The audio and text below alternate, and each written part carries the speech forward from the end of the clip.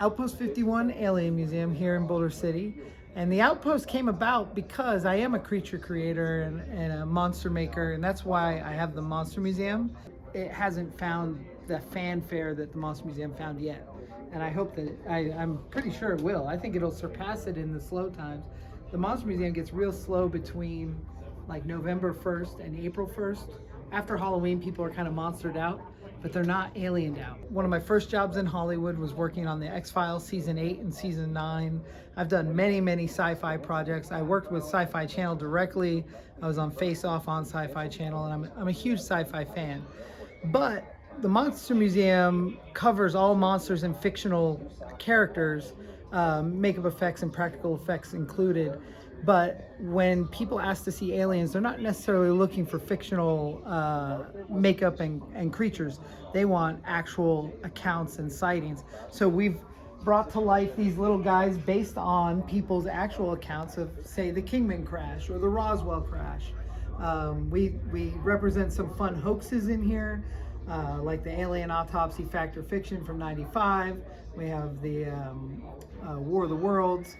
But primarily we're trying to embrace people's actual accounts and stories. And there are a couple movie monsters in here. You'll see the Predator and the Alien. But I've learned that's not really what this crowd is looking for, so they'll be removed, and we're going to do a really cool display with crop circles and stuff that keeps people wondering, is it real, is it, and there's a lot of people out there, a lot of people that come in here that tell us their accounts and how it is. So that's what we're kind of aiming to fill the need for educating somewhat on actual events. And through that, we get to make all this fun art, carved foam or characters, and we get to play with them a lot doing promo videos, and we make little movies where these guys are running around the museum. So we get to fill our Hollywood needs, showing off some of the truths here at the Outpost 51. Tell me a little bit about the Monster Museum next door. So Tom Devlin's Monster Museum has become an institution of Boulder City, being that we're so close to Las Vegas.